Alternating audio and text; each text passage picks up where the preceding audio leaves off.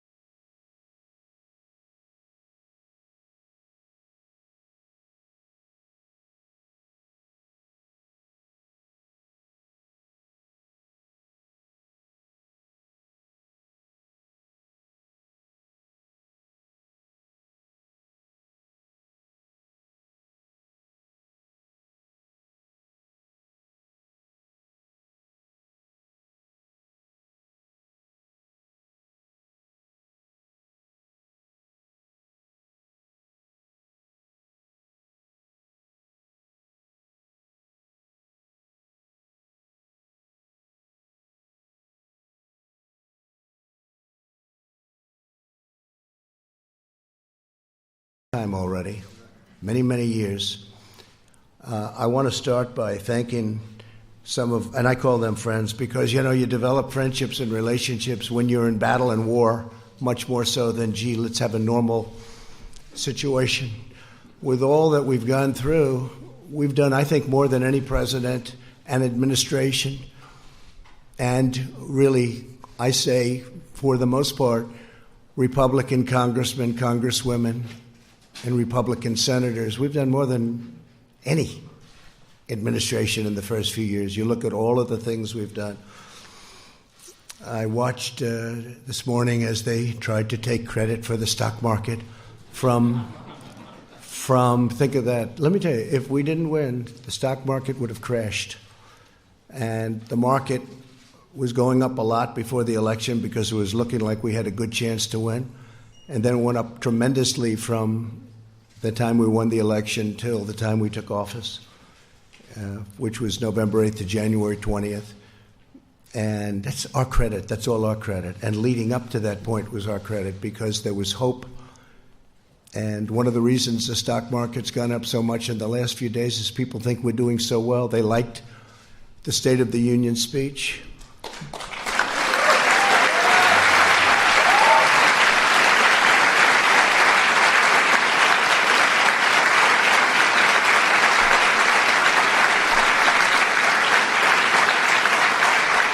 It really is. It's a true honor to give it. Making the State of the Union speech, I was with some people that have been around. They've been all over the world. And one of them said, highly sophisticated person, said, you know, no matter where you go in the world, it doesn't make any difference. There is nothing like what I witnessed tonight. The beauty, the majesty of the chamber, the power of the United States, the power of the people in this room. Really an amazing, even I don't think there is anything like that anywhere in the world. You can go to any other country, you can go to any other location, any other place. It's the beauty of everything. It's what it represents and how it represents our country. I want to start by introducing some of the people that are here. I know some are going to be left out, but they work so hard. And this is really not a news conference. It's not a speech. It's not anything. It's just we're sort of, it's a celebration because we have something that just worked out. I mean, it worked out. We went through hell unfairly, did nothing wrong. Did nothing wrong. I've done things wrong in my life, I will admit. Not purposely, but I've done things wrong. But this is what the end result is.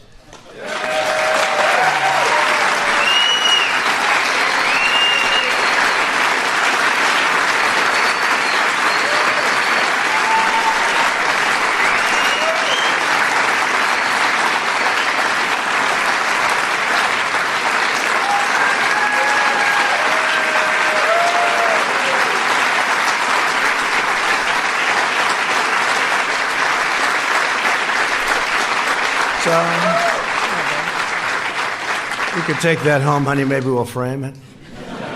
It's the only good headline I've ever had in the Washington Post. I tell you. But every paper is the same. Does anybody have those papers? Does anybody have them? Because they're really like that, so I appreciate that. But some of the people here have been incredible warriors. They're warriors. And there's nothing from a legal standpoint. This is a political thing. And every time I'd say, this is unfair, let's go to court, they say, sir, you can't go to court. This is politics. And we were treated unbelievably unfairly. And you have to understand, we first went through Russia. It was all bullshit. We then went through the Mueller report. And they should have come back one day later. They didn't. They came back 2 years later, after lives were ruined, after people went bankrupt, after people lost all their money. People came to Washington to help other people. Bright-eyed and bushy-tailed, they say. They came, 1 or 2 or 3 people in particular, but many people. We had a rough campaign. It was nasty. It was one of the nastiest, they say. They say Andrew Jackson was always the nastiest campaign. They actually said we topped it. It was a nasty. It was a nasty, both in the primaries and in the election. But you see, we thought after the election it would stop, but it didn't stop. It just started. And tremendous corruption. Tremendous corruption. So we had a campaign. Little did we know we were running against some very, very bad and evil people with fake dossiers, with all of these horrible, dirty cops that took these dossiers and did bad things. They knew all about it. The FISA courts should be ashamed of themselves. It's a very tough thing. And then we ended up winning on Russia. It should have taken the one day, as I said, and it took years. Then Bob Mueller testified. That didn't work out so well for the other side. But they should have said that first week, because it came out. Is that right, Jim Jordan? They knew in the first 2 days, actually. Devin, is that right? 2 days. They knew that we were totally innocent. But they kept it going, Mark. They kept it going forever. Because they wanted to inflict political pain on somebody that had just won an election that to a lot of people was surprised. I mean, we had polls that said we were going to win. We had Los Angeles Times and a few papers actually said we were going to win, but it was going to be close. And we did win. It was one of the greatest wins of all time. And they said, okay, he won. And, I wrote this down because that was where a thing called the insurance policy. To me, when I saw the insurance policy, and that was done long before the election, that was done when they thought that Hillary Clinton was going to win. And by the way, Hillary Clinton and the DNC paid for millions of dollars, the fake dossier. And now Christopher Steele admits that it's a fake because he got sued by rich people. I should have sued him too, but when you're president, people don't like suing. I want to thank my legal team, by the way, not for that advice, but for other advice. Pat, Jay, Pat, you guys stand up, please. Great job.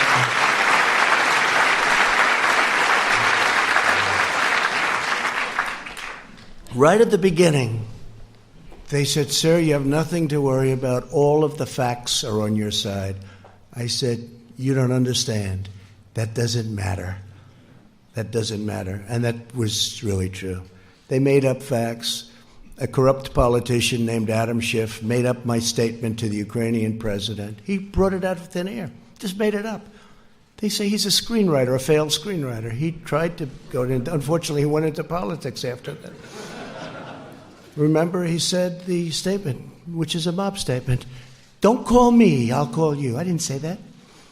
Fortunately, for all of us here today and for our country, we had transcripts. We had transcribers, professional transcribers. Then they said, oh, well, maybe the transcription is not correct. But Lieutenant Colonel Vindman and his twin brother, right? We had some people that really amazing. But we did everything. We said, what's wrong with it? Well, they didn't add this word or that. It didn't matter. I said, add it. They're probably wrong, but add it. So now everyone agrees that they were perfectly accurate. When you read those transcripts, Tim Scott, I don't know if Tim's here, but he said, sir, he's the first one to call me. Sir, I read the transcript. You did nothing wrong. And Mitch, he stayed there right from the beginning. He never changed. And Mitch McConnell, I want to tell you, you did a fantastic job.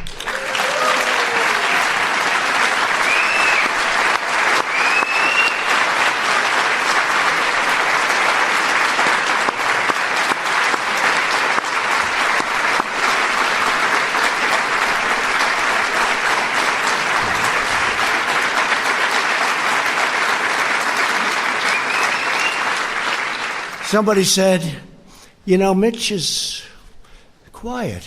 And I said, he's not quiet. He's not quiet. He doesn't want people to know him. And they said, is Mitch smart? I said, well, let's put it this way. For many, many years, a lot of very smart, bad in many cases, sometimes good, but people have been trying to take his place. And to the best of my knowledge, I've never even heard the subject come up because they've been wiped out so fast. This guy is great, and I appreciate it, Mitch. And he's also given us 191 now. 191 federal judges, 2 Supreme Court judges, right? We're up to 191. Yeah. Great guy. Great guy. He's a tough guy to read. I'm good at reading people. Tough guy to read, I'd call him. My wife would say, how'd you do with Mitch? I don't know. That's what makes him good, when you can read somebody. Fantastic job. And he understood right from this was crooked politics. This was crooked politics. How about all these people? They're running for office. They're saying the worst things about me, like 8 senators on the Democrat side. Most of them got wiped out. You know, they got their 1% or less. Most of them got less. They decided to go home. Let's go back to California. Let's go back to wherever they came from. Let's go back to New York. How about that one? Our New York Senator, Gillibrand. Let's go back to New York after they get nothing. And then they take an oath that they will be fair, that they will be reasonable, you know, all of the different things, and they had to sign. They're not fair. But here's the beauty. So we have 4 left. They're saying the most horrendous things about me. It's okay, it's politics. And then they're supposed to vote on me. They're trying to replace me, and then they're supposed to be voting.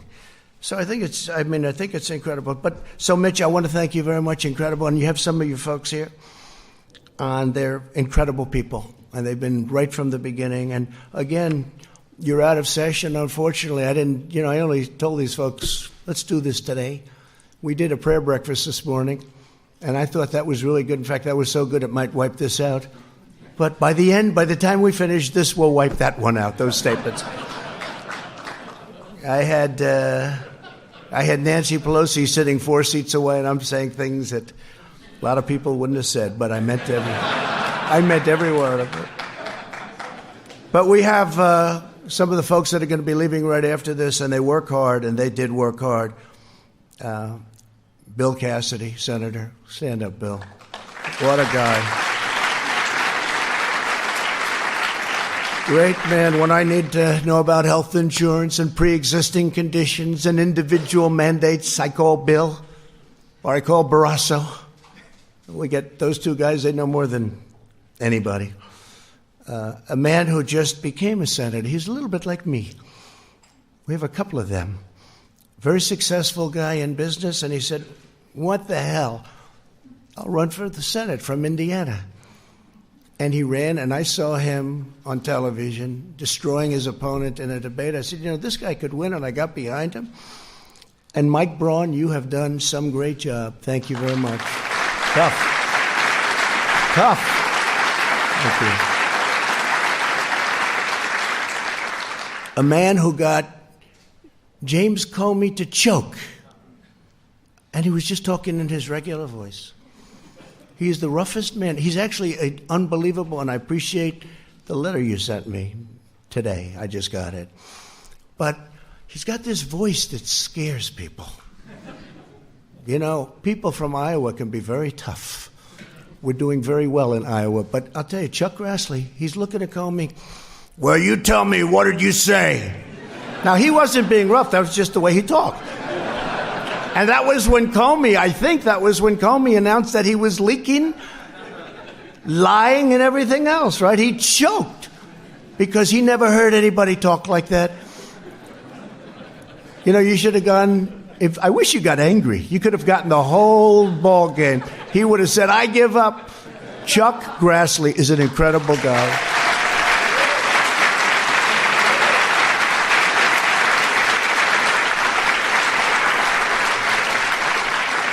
And a man who, he was running against a tough, smart campaigner. We learned out how good she was, right? She was a great campaigner. In fact, by the end of the campaign, she was actually, I thought she was more for me than you were, Josh. I was worried. I saw her ads. She was saying the greatest things about me. And you know who I'm talking about?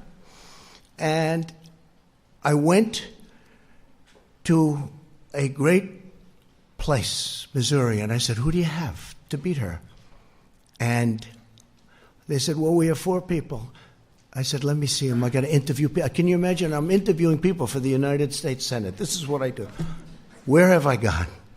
But I love it. I love it because we're getting great people. The first one I met was Josh Hawley. After about 10 minutes, I said to the people, don't show me anybody else. This is the guy. He was the Attorney General, did a phenomenal job in the state, highly respected. And Claire McCaskill. So the theory was you couldn't beat her. Great campaigner. Remember the last campaign? She was going to be taken. She was always going to be taken out, and she wins. And people say, how did that happen? Didn't happen with him. But she got so friendly toward me. In fact, one of the ads I still have, I'm putting it in the archives as one of the best ads I've ever made. And she tried to convince people that we were best friends. But Josh ended up winning by 5 or 6 points. You were unbelievable. You were tough. And you are something. And one of the greatest supporters on the impeachment hoax was Josh Hawley. He was incensed, actually. I watched him. He was incensed at what they were doing and what they were saying. And those were the ones. You know, I had some that said, oh, I wish he didn't make the call. And that's okay. If they need that, it's incorrect. It's totally incorrect. And then you have some that used religion as a crutch. They never used it before. An article written today, never heard him use it before.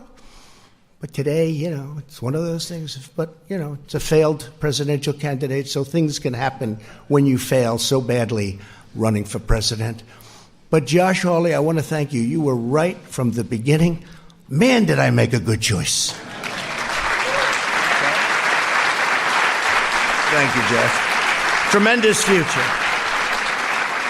A man who is brilliant and who actually was deceived to an extent, comes from a great state, Utah, where my poll numbers have gone through the roof, and one of the senators' poll numbers, and not this one, went down big. You saw that?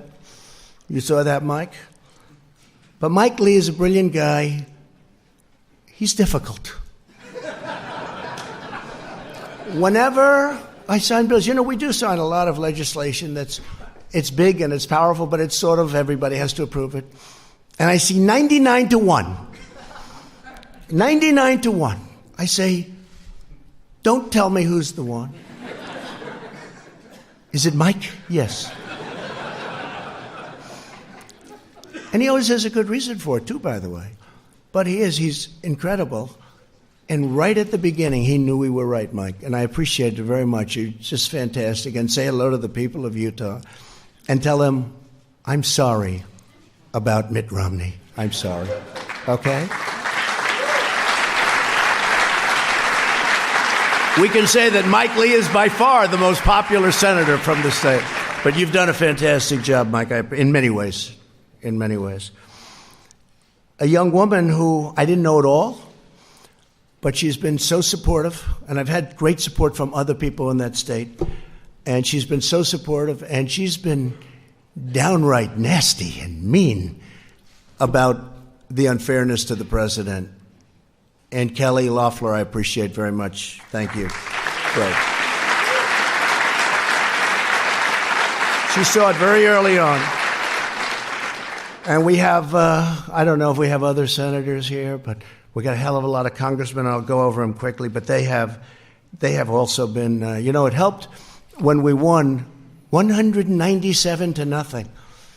That's got to be a first, Kevin, right? Is that like a first?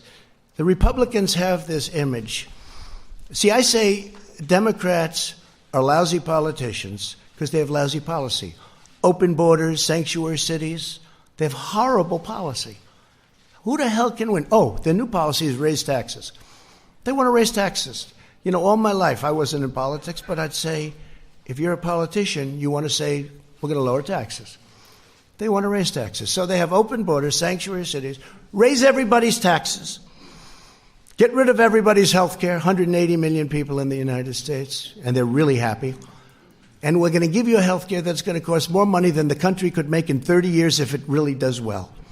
That's 1 year. So I've always said they're lousy politicians, but they do two things. They're vicious and mean. Vicious. These people are vicious. Adam Schiff is a vicious, horrible person. Nancy Pelosi is a horrible person.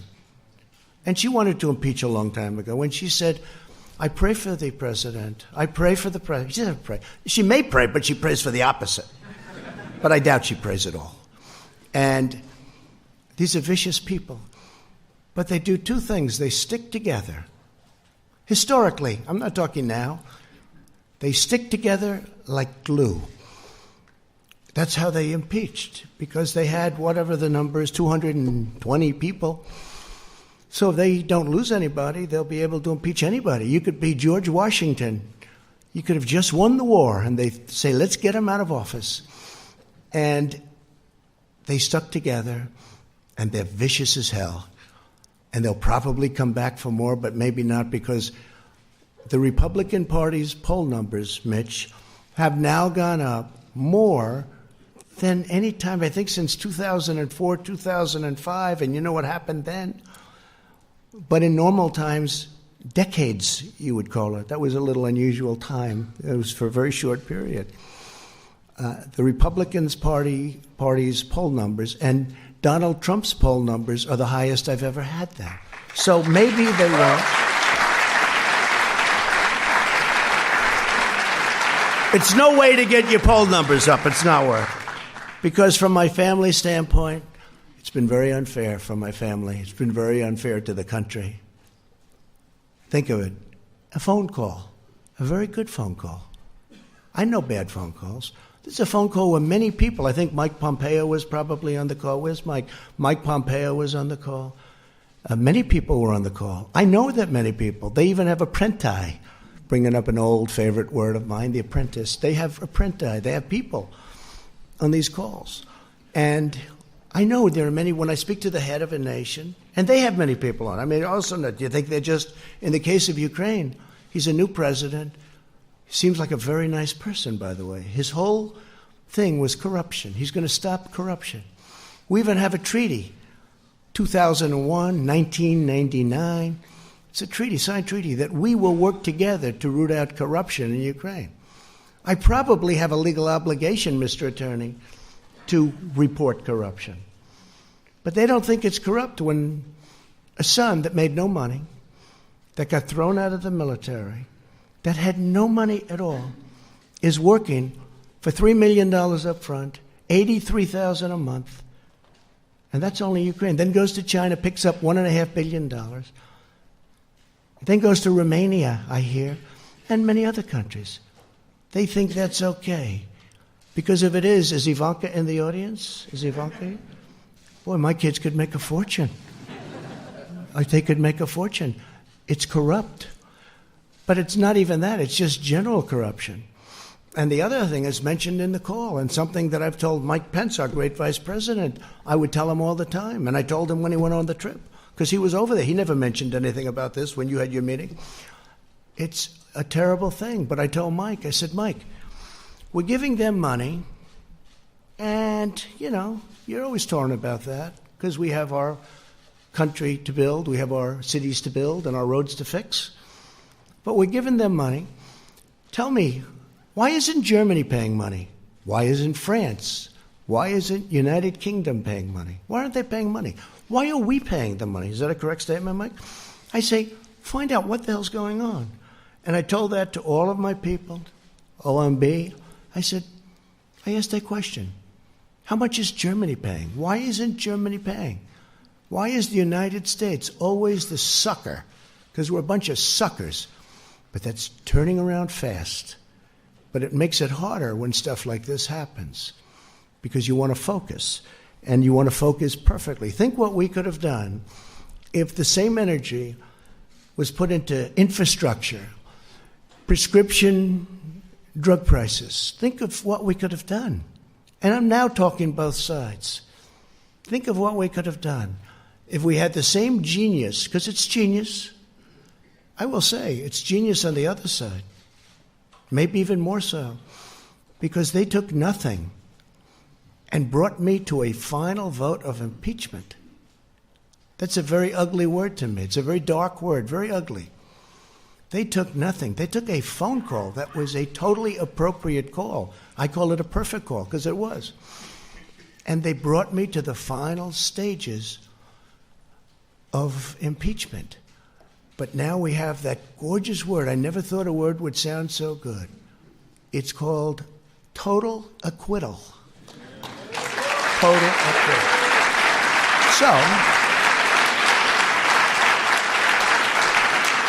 So I want to, if I could, real fast, just introduce a few of the people. I have to start with Kevin. Man, did you do a job? Lucky you're there. Lucky you're there. Because it wouldn't have worked out.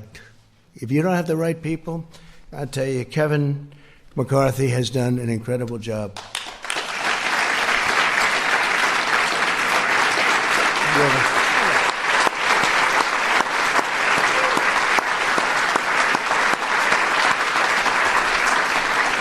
And he loves his job, and he loves his country.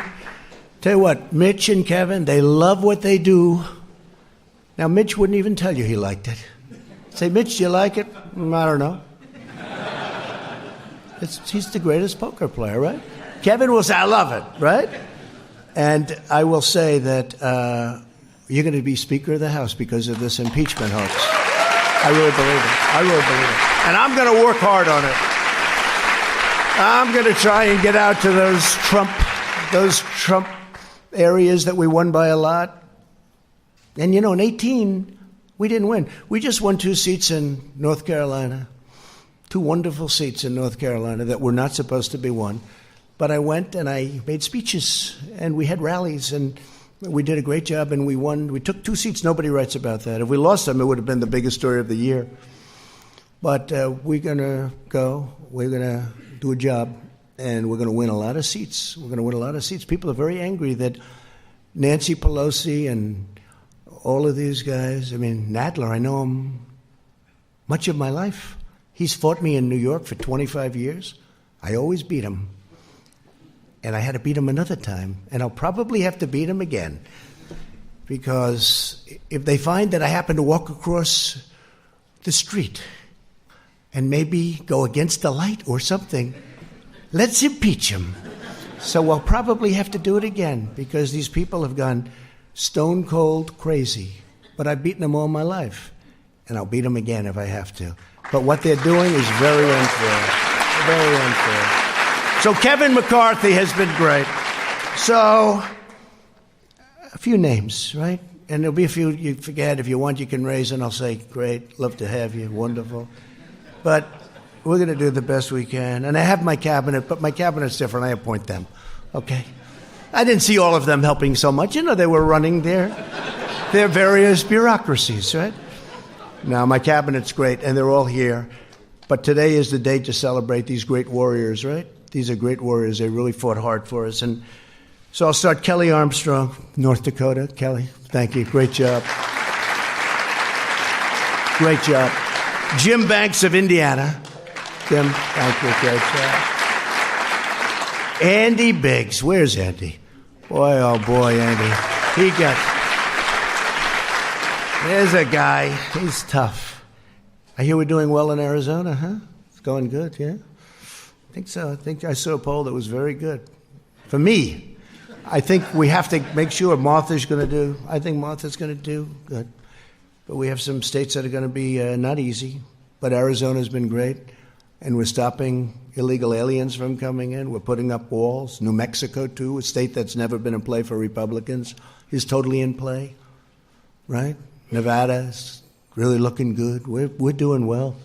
We're doing well. We're going to have a great... There's more spirit. I will say this. There's more spirit now for the Republican Party, by far, than the Democrats. You know, Mike Pence just got back from a beautiful place that Chuck Grassley knows well, Iowa. And he was talking about this fiasco, the Democrats. They can't count some simple votes, and yet they want to take over your healthcare system. Think of that. No, think of that. But we also had an election out there, and we got 98% of the vote. We have two people running, you know, and I guess they consider them non-people, but they are running. I mean, one was a governor, one was a congressman. They're running. We've got 98% of the vote. And everybody from the media was saying, who are those crowds over there? You know, they expect it to be one of these competitive where everybody's running because they want to win, And it was Trump, right, Mark Meadows? It was Trump. This was a Trump crowd. And a lot of my guys went there. They went to Iowa, and a lot of friends went there, and we had tremendous, they say the spirit for the Republican Party right now is stronger, I think, than it's ever been in the history of our country. I think it's stronger than it's ever been. And that includes honest Abe Lincoln. You know, a lot of people forget Abe Lincoln. I wish he were here. I'd give him one hell of an introduction. But he was a Republican. Abe Lincoln, honest Abe. Bradley Byrne, Alabama. What a great place. Thank you, Bradley. A man who has been an unbelievable friend of mine and spokesman, and somebody that I really like. And I know, Kelly, you're going to end up liking him a lot. Something's going to happen that's going to be very good. I don't know. I haven't figured it out yet. But Doug Collins, where is he? Where is Doug? You have been so great. Thank you very much, Doug. Thank you very much. Yeah, thank you. Really amazing job. A young man who is born with a great gene, because I know his father and how great a politician he was, but he's from Florida. Sometimes controversial, but actually he's not controversial. He's solid as a rock, and he's a friend of mine, Matt Gaetz. Matt? Thank you, Matt. Thank you. Great job. All right, this guy. So he's the NCAA, meaning a couple of years ago when he was in college, wrestling champion. NCAA, that's the big deal. That means in all of college, you're the champ. You're the best. His record was ridiculous. Nobody could beat him. And I see it, you know, every time I see it. When I first got to know him, Jim Jordan, when I first got to know Jim, I said, he never wears a jacket. What the hell's going on? He's obviously very proud of his body.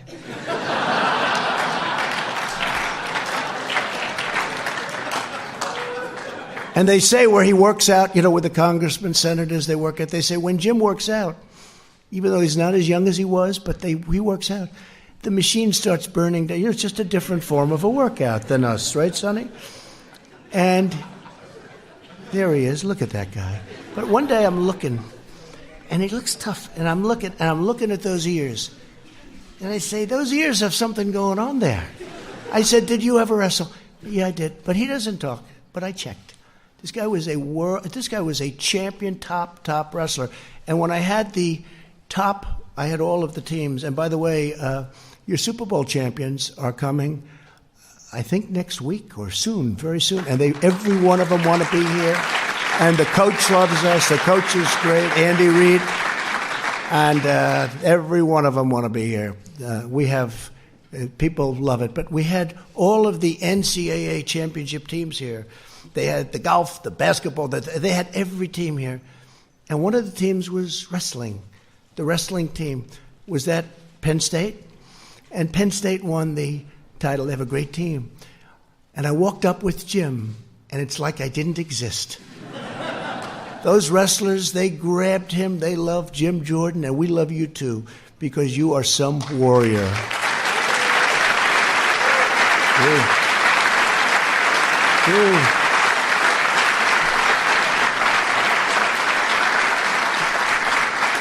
A woman who became a star. We have a couple of women that became stars, you two. And I always liked the name of her, you know, I liked the name, Lesko. I liked it. That's how I picked it. I liked the name. I saw that face. I saw that everything. They gave me cards. She had like 7 opponents, right? And You have no idea how much the public appreciates how smart, how sharp you are. This I can't tell. I can't tell. They just said, you know, she's really good, she's really talented. I said, let's go. We worked with her. She won her race, tough race. It's no longer tough because what she does out there is incredible. Arizona loves her. But you were so incredible representing, I don't say me, representing our country and getting it out of this impeachment hoax. What you did was incredible. So Debbie, please stand up. Debbie Lesko.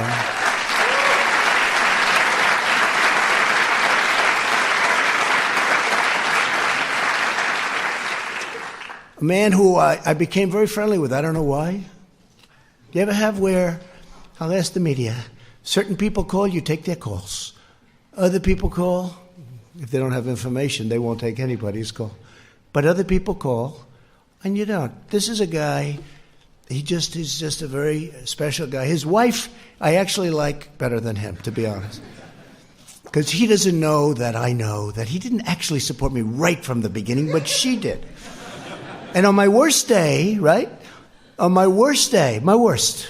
I won't tell you why it was my worst, but it was not one of those good days.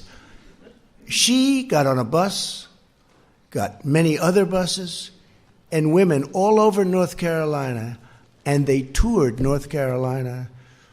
Well, Mark was back sort of semi-supporting another candidate, which he ended up leaving very quickly. I don't think you had a choice because of your wife. But thank her. And Mark Meadows, he's an extraordinary guy. I mean, the only problem is, I guess he's announcing, he'd only win by 40 points, but he's announcing that he'll be not running this time. You have somebody good to run? Somebody going to win your district by at least 20 points, please? Okay?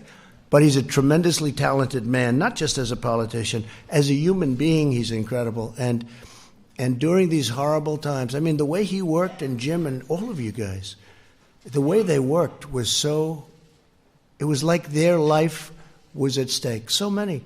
Ron DeSantis is another one. He worked so hard. Then he called me, he said, sir, I'd like to run for governor. He said, governor? I don't want you to run. I like you staying. No, I want to run for governor. And I said, well, if you have to, I'd like your support. I said, how can I support you? You're at 3. He was at 3. He had no money. Somebody else was at 38, and they had 22 million cash, right? I said, look, if it's important, I'll do it, because he's been another great warrior. And he's, by the way, he ran. I endorsed him. His numbers went through the roof. The man who he beat, who was expected to win easily, called me after the race. He said, you endorsed him, and it was like a nuclear bomb went off. There was nothing I could do. He never even spent his money. He saved it. But Ron DeSantis is another one. And now he's the governor of Florida. And by the way, he's a great governor. He's a very popular governor. His numbers are in the 70s. And he's done a great job. But, Mark, I want to thank you very much. Fantastic job. Thank you very much. Mark Meadows. And Mike Johnson of Louisiana. Where's Mike? Central Casting. What a job. You can represent me anytime. You can represent me anytime. Thank you. What a job you've done. Thank you, Mike. And a man nobody's ever heard of except the other side. He's the other side's worst nightmare. This guy goes down into dungeons and basements. He'll find a document no matter what. He's the most legitimate human being. He's the hardest worker. He's unbelievable. He took tremendous abuse. The media and, you know, the other side and the bad ones, the leakers, the liars, the dirty cops, they wanted to destroy him. They tried. They got close, but he wouldn't let it happen. And honestly, in a certain way, he was the first one. Wouldn't you say, Jim and Mark and everything? This was the first guy. He came out of nowhere. He's saying, these people are corrupt. He's still saying it. And he was unbelievable. Devin Nunes. He was unbelievable. Unbelievable.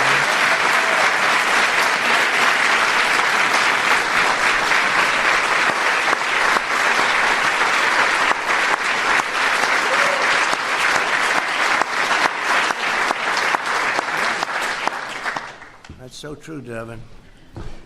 He'd come in and say, I didn't even know him. I just heard there was this congressman who kept going into a basement, into files. He knew something was wrong. You felt it, right? And now we know a lot more than we knew then, right? You never thought it was as bad as it is. And hopefully we're going to take care of things, because we can never, ever allow this to happen again.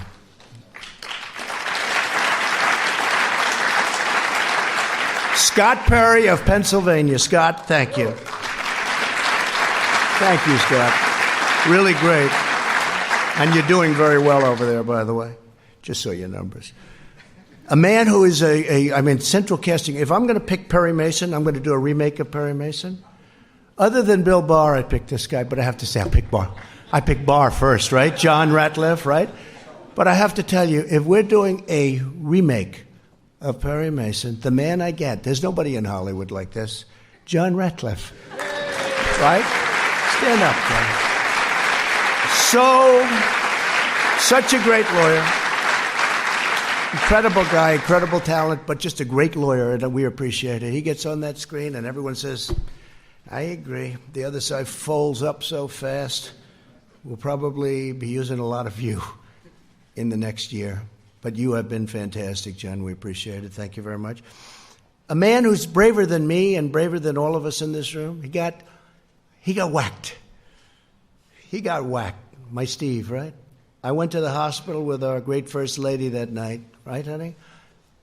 And we saw a man that was not going to make it. He was not going to make it. He was the doctor. And I told him, his wife, I said, she loves you. Why do you say that? Because she was devastated. A lot of wives wouldn't give a damn. A lot of wives would have said, hey, yeah. I said, how's he doing? Oh, she couldn't even talk. She was inconsolable. Most wives would say, not good. Listen, I'm going home now. But the doctor came in. The wife is like, she was a total mess. She was really devastated. And it really looked like he had a 25% chance. I think you set a record for blood loss. And Steve Scalise, honestly, I think you're better looking now. You're more handsome now. You weren't that good looking. You look good now. He looks better now. Can you believe it? I don't know what the hell that is. True. Better now.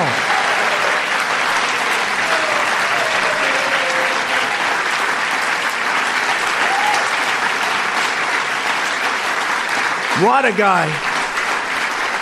And he was practicing. He was practicing for the baseball game against, I guess, the Democrats, right? And this whack job started shooting, hurt Rogers. I don't know if Rogers is here, but hurt a number of people, hit him, but really hit Steve. Steve was at second base. He was the second baseman. And he went down, and it was terrible. I mean, I saw the whole thing, and it was terrible. Unfortunately, you had two brave policemen with you because of your high position in Congress. You had two policemen, and they were amazing. The man and the woman. And they came, and they didn't have rifles. They were against supposedly a pretty good sharpshooter with rifles, good equipment, and all they had was a gun. And they started coming in from the outfield shooting. And they're so far away that a handgun is not preferred. And this guy has the rifle, and he's hitting people, and he was going to move up, and there was no out. I mean, if he would have been able to move up, there was no way to get out. The entrance was a single entrance way on the other side where he was. So everyone went into the dugout, ran into the dugout. But Steve was really hit badly in the stomach, and with a bullet that rips you apart. It was supposed to do that. It rips you apart. And these two people came charging forward, boom, boom, boom. And one of them, you know who? One of them, him, got the shooter, hit him, and then got him, killed him from long distance. It was amazing. If you didn't have those two people, you can imagine, right? You could imagine what would happen. So Melania and I went to the hospital that night, and he was in such bad shape, and he's been working ever since so hard. But 6 months ago, they had a baseball game at the Nationals Park, and I'm watching. And it's on television. And it's just, game, people, you want to win it, right? And Steve's at second base. The poor guy can't even walk. Do you remember Bobby Richardson for the New York Yankees? He was known for range, Louis. Range. He had the greatest range. If a ball's hit the shortstop, Bobby Richardson's the second baseman. Bobby Richardson would field the ball. If it's hit the first base, he'll throw it to the first baseman. He had unbelievable range. This was not Steve Scalise. Steve had no range. 1 foot and he has to fall down, right? Because, he was trying to get better. I don't know who the hell put you on the field. And this is a true story. So the game starts, and the first pitch, Steve's standing at second base, and the guy is really in bad shape. And I said, this is terrible. A shot, ground ball shot, is hit to second. And Steve, I say, I didn't have time to think too much, but I said, this is not good. That ball is going toward him. And this guy stopped that ball, caught the ball. He's now laying down. He throws the ball to first base. He gets him out. I said, it's the most incredible thing. I've never seen athletically. I've never seen anything like it. Right? And he gets him out, and they then took him out of the game, which was a very wise thing, because you could never do that again in a million years. But you weren't going to let that ball go through. I don't care if it was hit by the greatest of all time, right? That ball was not going through you, because you are a warrior. Steve, he is fantastic. You are fantastic. You and Liz and Kevin, what a group. I mean, what a group. I got lucky, because you need the right people. If I had the wrong people there, it'd be maybe a different story. Maybe we'd be celebrating something else. But I really want to thank you, Steve Scalise. And Elise, I just read this story. It's the most incredible what's going on with you, Elise. So I even said, I was up campaigning for helping her, but I thought, she looks good. She looks like good talent. But did I not realize when she opens that mouth, you were killing them, Elise? You were killing them.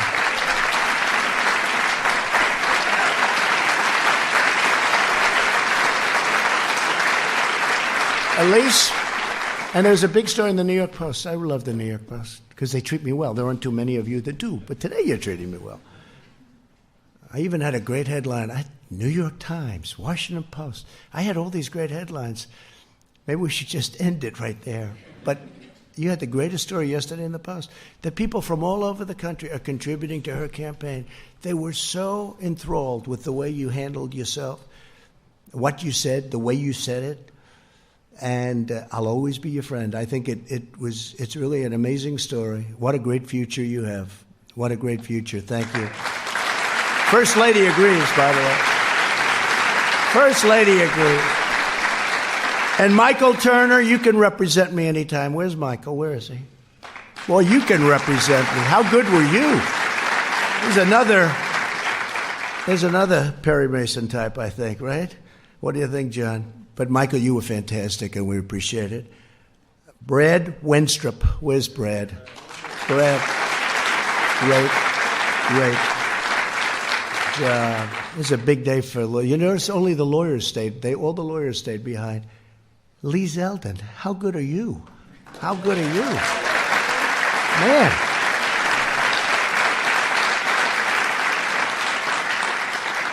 And Louis, your name's not down. They didn't give me your name. Do you know if I didn't announce Louis, whoever the hell made this list, I got to get rid of him because if I wouldn't have announced Louis, it might have been the end of the presidency. Louis, you have been so great, so tough, and so smart. I got it.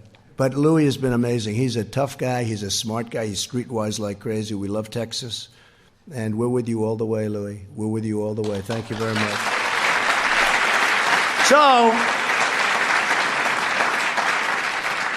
So that's the story. We have a great group of warriors, and there are others left, and I guess probably, I'm sure I didn't mention a few, and I apologize if that's the case. How's CPAC doing? Good? My man, stand up, please, will you? He's the one, he said you should run.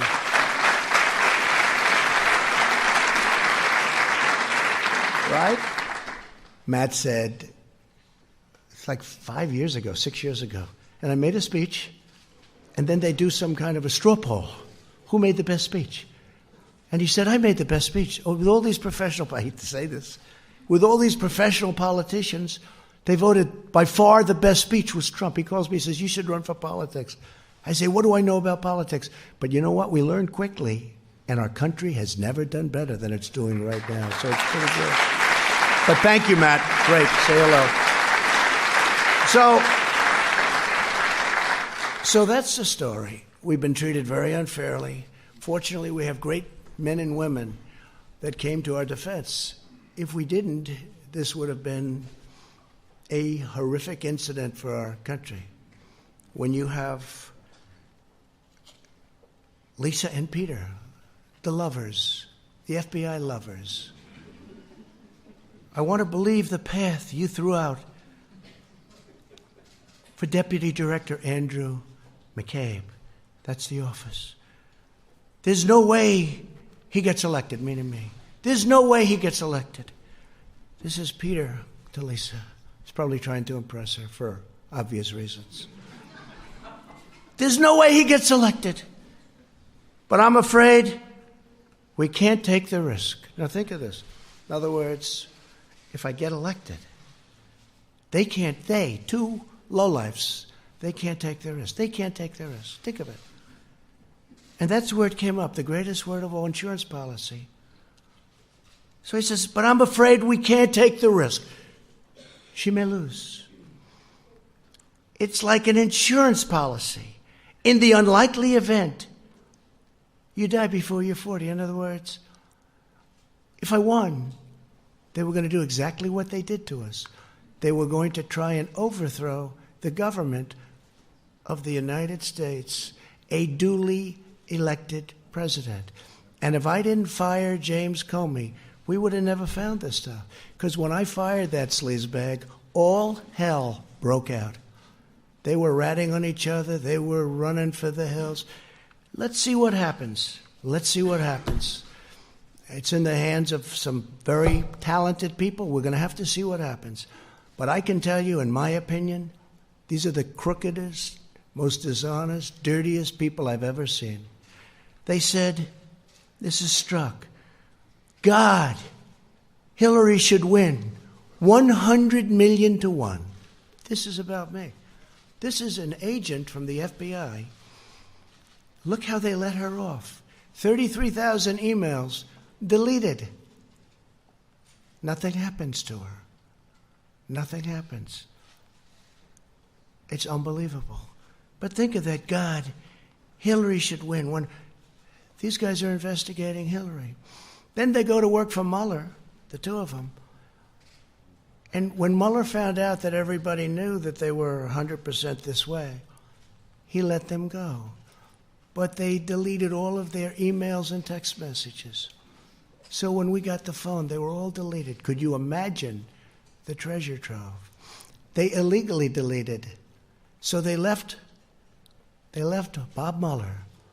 He had the look, but he didn't have a lot of other things. Always had the look. Mr. G-Man. And I love the FBI, and the FBI loves me, 99%. It was the top scum. And the FBI people don't like the top scum.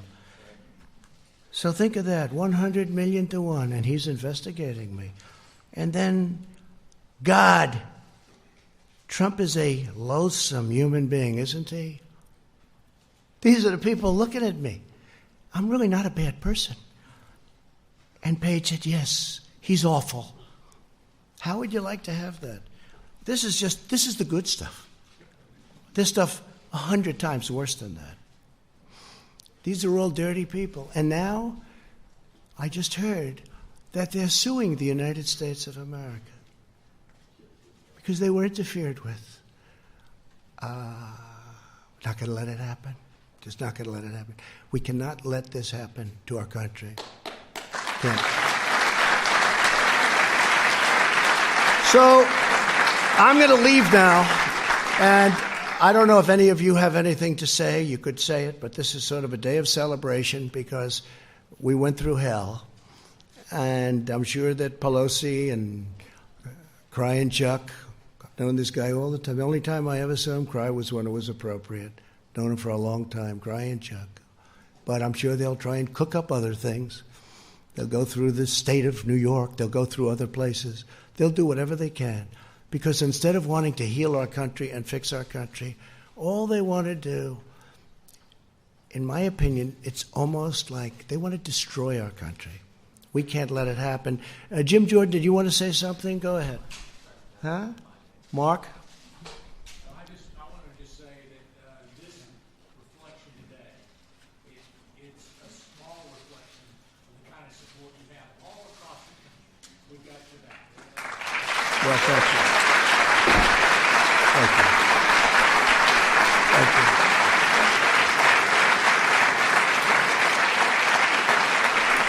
This was a highly partisan situation. Pelosi said, I copied it down exactly. Before the impeachment, she wanted to impeach from day one, by the way. Don't let it fool you. You know, she said, no, the impeachment is a very serious thing. I said, she wants to impeach. Watch. Impeachment is so divisive to the country that unless there's something so compelling and so overwhelming and bipartisan, it was 197 to nothing. And other than one failed presidential candidate, and I call that half a vote because he actually voted for us on the other one. But we had one failed presidential candidate. That's the only half a vote we lost.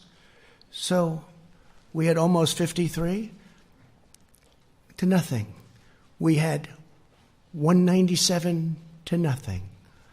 And the only one that voted against was a guy that can't stand the fact that he ran one of the worst campaigns in the history of the presidency. But she said, there's something so compelling, has to be so compelling and so overwhelming and bipartisan. I don't think we should go down that path because it divides the country. She was right about that. And it's just not worth it. That was Nancy Pelosi a year ago, right? And I think it's a shame. I think it's a shame. But as I said, if we can put this genius to work on roads and highways and bridges and all of the things we can do, prescription drugs. You know, we had Secretary Azar's here, and I want to thank him for this, but we had first time in 51 years where drug prices actually came down last year. First time in 51 years. But what we can do working with both parties in Congress would be unbelievable. It would be unbelievable what we can do. And I know Chuck Grassley is working very hard on it, and Mitch is working very hard on it. But what we can do is incredible. What we can do just generally. We've done so much without it. We've rebuilt our military. We've cut regulations at a level that nobody thought possible. We'll always protect our Second Amendment. We all know that. But I just want to tell you that it's an honor to be with you all.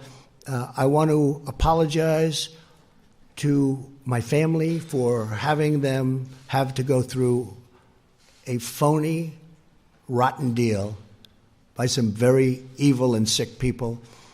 And Ivanka's here, and my sons, and my whole family. And that includes Barron. That includes Barron, who's up there as a young boy. Stand up, honey. Ivanka, thank you, honey. Come.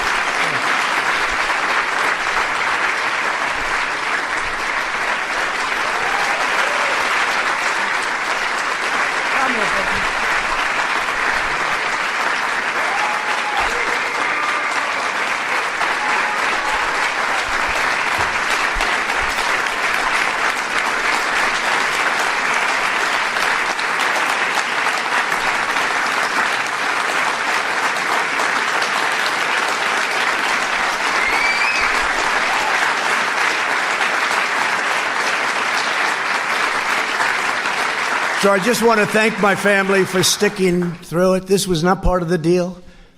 I was going to run for president, and if I won, I was going to do a great job. I didn't know that I was going to run, and then when I got in, I was going to have to run again and again and again. Every week I had to run again. That wasn't the deal, but they stuck with me. And I'm so glad I did it because we are making progress and doing things for our great people that everybody said couldn't be done. Our country is thriving. our country is just respected again. And it's an honor to be with the people in this room. Thank you very much, everybody. Thank you. Thank you very much.